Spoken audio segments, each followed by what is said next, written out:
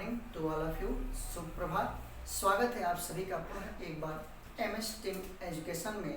आइए हम लोग शुरू करते हैं क्लास 12th केमिस्ट्री रसायन विज्ञान जो लेसन द सॉलिड स्टेट ठोस अवस्था।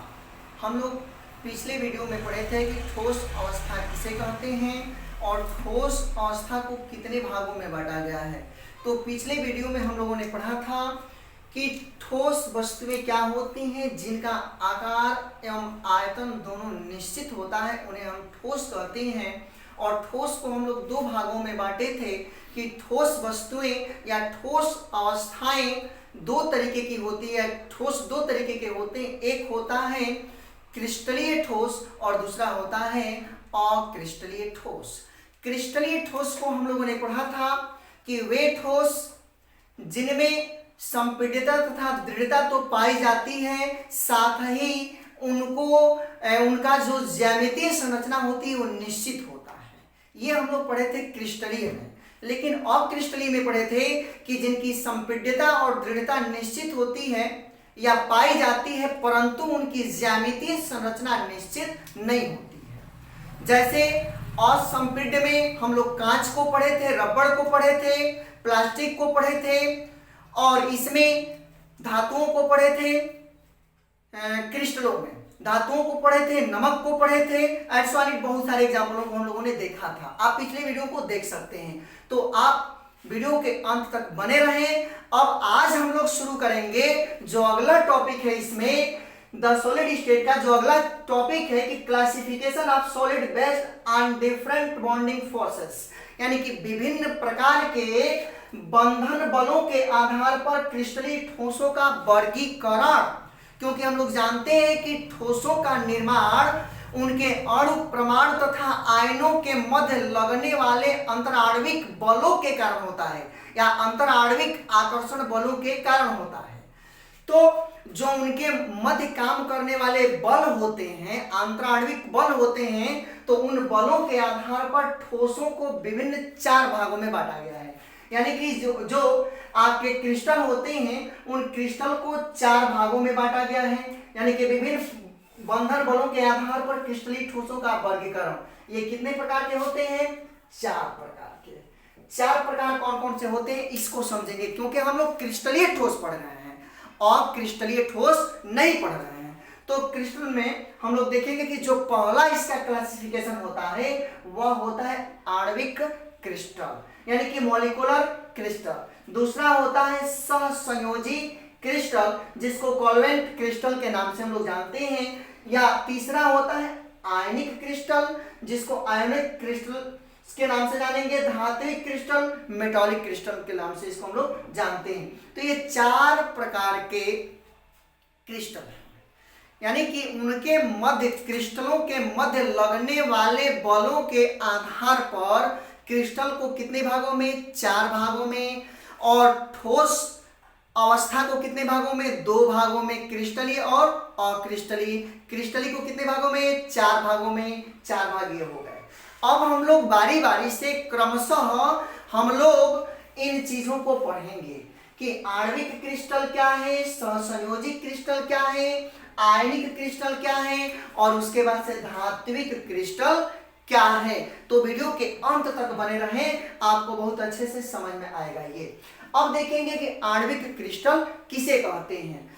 तो वह क्रिस्टल, आणविक क्रिस्टल अपने नाम से ही स्पष्ट है कि अणुओं के संयोग से होगा।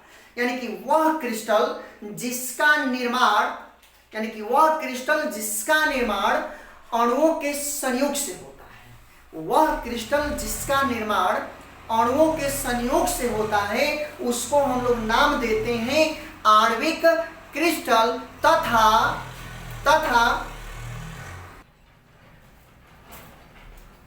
तथा लिख सकते हैं हम लोग, तथा इनके मध्य दुर्बल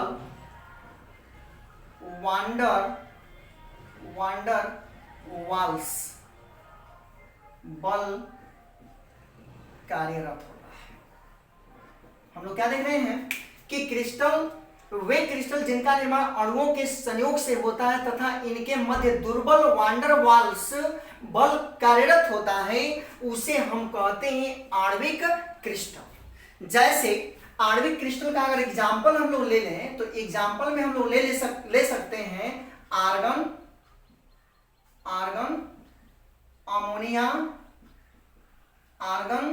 अमोनिया, शुष्क कार्बन डाइऑक्साइड, बर्फ, मेथेन माने CH4, जल, एड्सोअनिट, ये सारे आपके इसके एग्जाम्पल में आएंगे। यानी आर्गन, अमोनिया, कार्बन डाइऑक्साइड, बर्फ माने शुष्क बर्फ है, बर्फ, उसके बाद से ये आपका कार्बन, ये मेथेन, एड्सोअनिट, बहुत सारे एग्जाम्पल आएंगे। अब थोड़ा सा इसके गुणों को देख लेते हैं।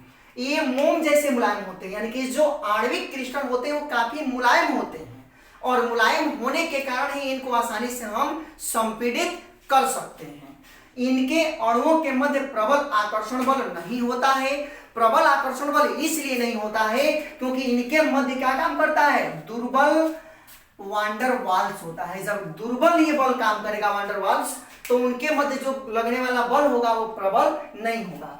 इनका गलनांक व क्वथनांक बहुत कम होता है और इसी वजह से जब इनका गलनांक क्वथनांक बहुत कम होगा तो हम कह सकते हैं कि इनका क्वथनांक भी बहुत कम होगा, इनका घनत्व भी बहुत कम होगा। उसके बाद से यह प्रायः वाष्पशील होते हैं और भी हम लोग कह सकते हैं कि ये विद्युत के अचालक होते हैं। ये विद्युत के क्या होते हैं, अचालक होते हैं। तो हम लोगों ने देखा कि ये कुछ आपके आणविक क्रिस्टल के महत्वपूर्ण गुण हैं। तो आप इनको क्रमशः नोट कर लेंगे, इनको समझ लेंगे। और आणविक क्रिस्टल किसे कहते हैं उसको मैंने बता दिया कि वे क्रिस्टल जिनका निर्माण अणुओं के संयोग से होता है तथा उनके मध्य लगने वाला जो दुर्बल वांडर वाल्स काम करता है, तो उन्हीं को हम कहते हैं आणविक क्रिस्टल। और एग्जाम्पल भी हमने बताया और उसके हम लोगों ने गुण को भी देखा। तो आप इसको नोट करिए, उसके बाद मैं बताता हूं कि सहसंयोजी क्रिस्टल किसे कहते हैं। तो आप इसको पहले नोट करें। आणविक क्रिस्टल को अच्छे से समझ लिया।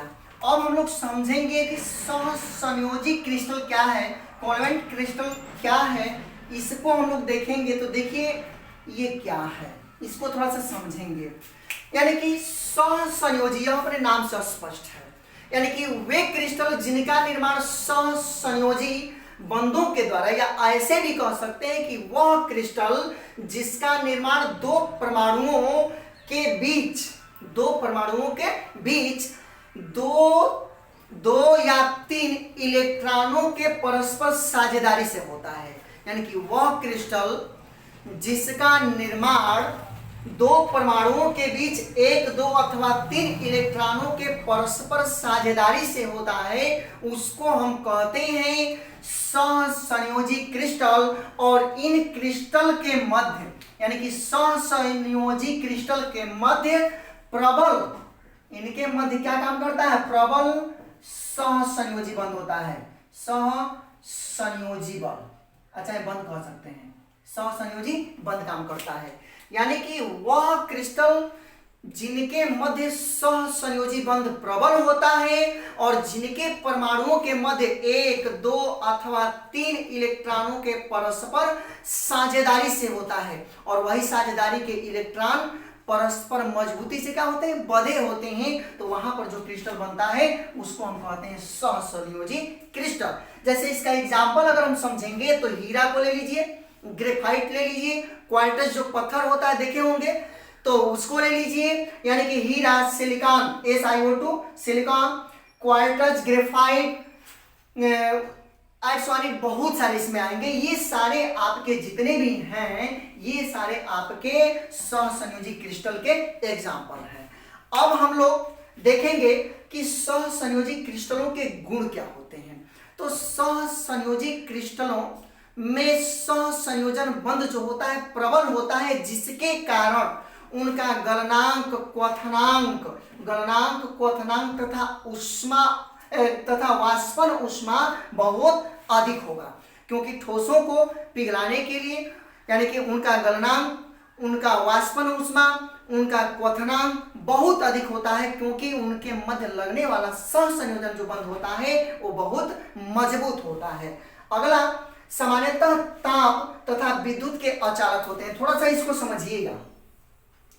ये जो आपके सहसंयोजी क्रिस्टल होते हैं सामान्यतः विद्युत तथा उष्मा या ताप के अचालक होते हैं। किसको छोड़ करके? ग्रेफाइट को छोड़ करके, क्योंकि ग्रेफाइट इसमें हम लोग एग्जांपल लिए हैं। देखिए ग्रेफाइट, तो ग्रेफाइट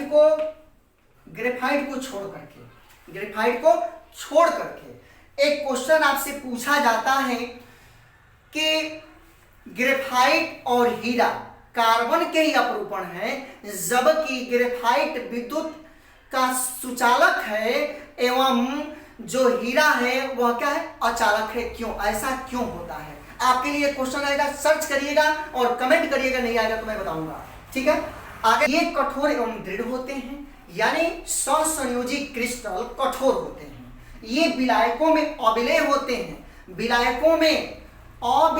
अगर किसी चीज में इनको डाल दिया जाए तो ये घुलेंगे नहीं, माने अविलेय होंगे, विलेय नहीं होंगे। किसी भी विलयन में अगर कोई विलायक है उसमें अगर इसको डाल दिए तो ये विलेय नहीं होंगे, अपने अस्तित्व को खोते नहीं है। अगला देखेंगे, ये बहुत उच्च ताप पर पिघल जाते हैं। इनके लिए ताप जो है अधिक चाहिए, जिससे ये क्या होंगे?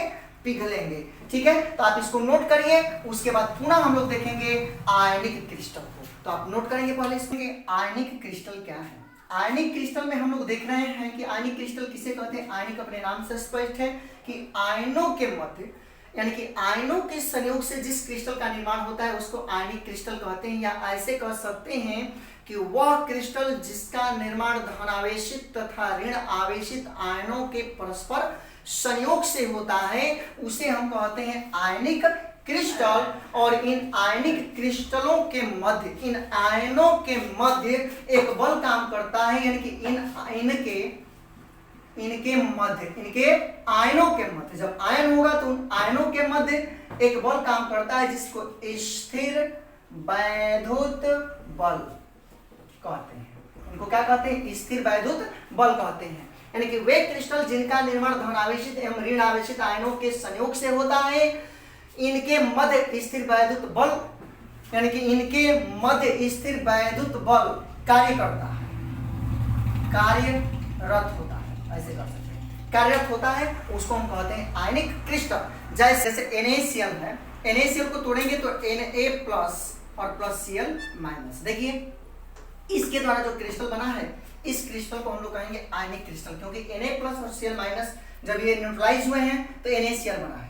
CuSO4, Cu2+ SO4 में Zn जिंक ऑक्साइड, AgCl यानी कि सिल्वर क्लोराइड, KCl, आइसोनिक, बहुत सारे इसके एग्जाम्पल आपको मिलेंगे। अब देखिए इनके थोड़ा सा हम लोग गुण को देख लेते हैं कि इनके गुण क्या है। देखिए इनके गुण को, तो इनका गलनांक, क्वथनांक एवं वाष्पन ऊर्जा उच्च होती है। इनका गलनांक, क्वथनांक एवं वाष्पन ऊर्जा बहुत अधिक होती है अन्य जो क्रिस्टल होते हैं उनकी तुलना में। ये कठोर तथा भंगुर होते हैं, ये कठोर होते हैं और भंगुर यानी कि टूटने की प्रवृत्ति, भंगुर होते हैं, बहुत कठोर होंगे और तोड़ने पर ये टूट जाएंगे। ये विद्युत के कुचालक होते हैं, इसको थोड़ा सा समझिए। ये विद्युत के क्या होते हैं? कुचालक होते हैं। यानी आयनिक क्रिस्टल विद्युत के कुचालक होते हैं। ठोस अवस्था में उनके ऊपर आयनिक बंध नहीं होता, आयन नहीं होता, और गलित अवस्था में उनमें मुक्त आयन होते हैं, प्लस आयन माइनस आयन। तो गलित अवस्था में विद्युत के सुचालक होंगे, लेकिन ठोस अवस्था में ये क्या होंगे? विद्युत के कुचालक होंगे। और इनके धात्विक ठोस विद्युत के सुचालक होते हैं, इनके धात्विक ठोस विद्युत के सुचालक होते हैं एवं अधात वर्धनीयता एवं तन्यता का इनके अंदर गुण पाया जाता है। तो ये आयनिक क्रिस्टल के कुछ इंपॉर्टेंट जो इसकी क्वालिटीज है, तो आप इसको नोट कर लीजिए और उसके बाद से लास्ट को देखते हैं कि धात्विक क्रिस्टल क्या है। धात्विक क्रिस्टल क्या है? जैसे सब अपने नाम से ही स्पष्ट है, तो धात्विक क्रिस्टल भी अपने नाम से स्पष्ट है।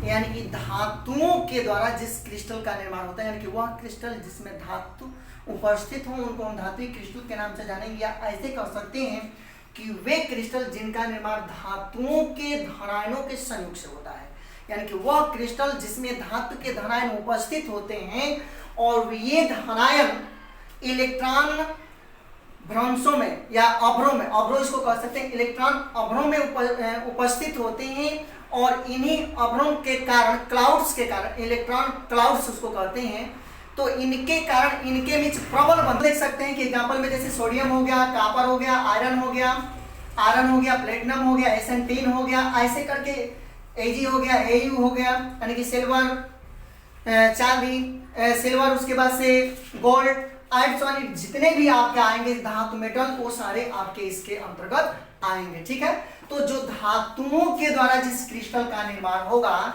उसको हम कहेंगे धात्विक क्रिस्टल, माने वे क्रिस्टल जिसका निर्माण धात्विक धनायनों के कारण होता है उसको हम धात्विक क्रिस्टल कहते हैं। और धात्विक क्रिस्टलों के कुछ गुणों को देख लें तो इनके मध्य धात्विक चमक होती है, क्योंकि ये धातु होते हैं, अतः धातुओं का गुण ही होता है कि इनमें एक विशेष प्रकार की चमक पाई जाती है। और इनके इलेक्ट्रॉन के गतिशील के कारण ताप एवं विद्युत के सुचालक होते हैं, यानी कि इनमें जो गतिशीलता होती है और इनमें गतिशील इलेक्ट्रॉन के कारण, अगर हम किसी आयरन की छड़ को ले लें, किसी कॉपर की छड़ को ले लें, तो इसमें बहुत सारे फ्री इलेक्ट्रॉन पाए जाएंगे। तो इनके अंदर जो ये फ्री इलेक्ट्रॉन होते हैं, गतिशील इलेक्ट्रॉन होते हैं, इनके कारण ये ताप एवं विद्युत के सुचालक होते हैं, क्योंकि हम कह सकते हैं कि the electron flow is called electric current. तो इसमें जब बहुत सारे फ्री इलेक्ट्रॉन हैं तो इन फ्री इलेक्ट्रॉनों के कारण इसमें ताप का भी हस्तांतरण आसानी से होगा और विद्युत का भी हस्तांतरण आसानी से होगा। इसीलिए कह सकते हैं कि इनमें गतिशील इलेक्ट्रॉन के कारण ये ताप एवं विद्युत के सुचालक होते हैं। अगला है इनके क्वथनांक एवं गलनांक क्या होते हैं, बहुत उच्च होते हैं, ये कठोर भी होते हैं और क्या होंगे, मुलायम भी होंगे। और उसके बाद इनकी तनन सामर्थ्य बहुत अधिक होती है।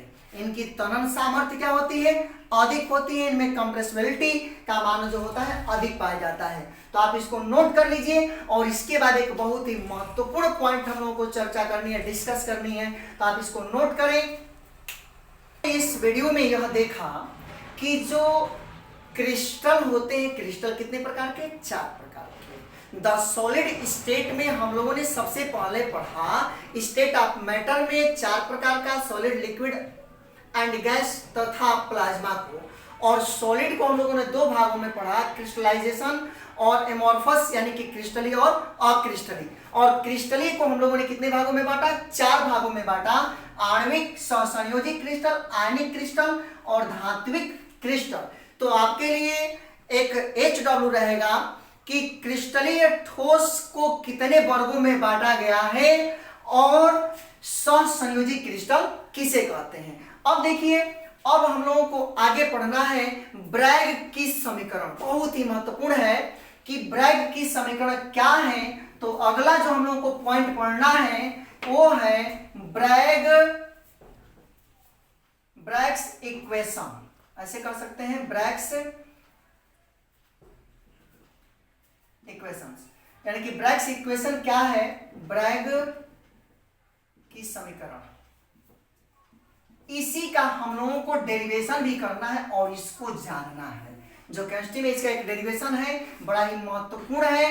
यह एक साइंटिस्ट है ब्रैग नामक, और इसी ने एक इक्वेशन दिया था जिसको हम कहते हैं ब्रैग्स इक्वेशन। तो अगले वीडियो में हम लोग पढ़ेंगे कि ब्रैग्स इक्वेशन क्या है, इसका डेरिवेशन कैसे होगा, और उसके बाद से तब क्रमशः इसके टॉपिकों पे हम लोग चर्चा करते हुए आगे बढ़ेंगे।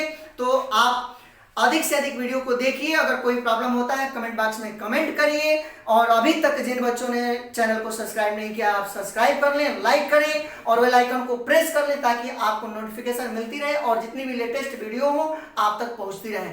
तो आज के लिए इस वीडियो में इतना ही। पुनः मिलेंगे अगले वीडियो में, तब तक के लिए धन्यवाद।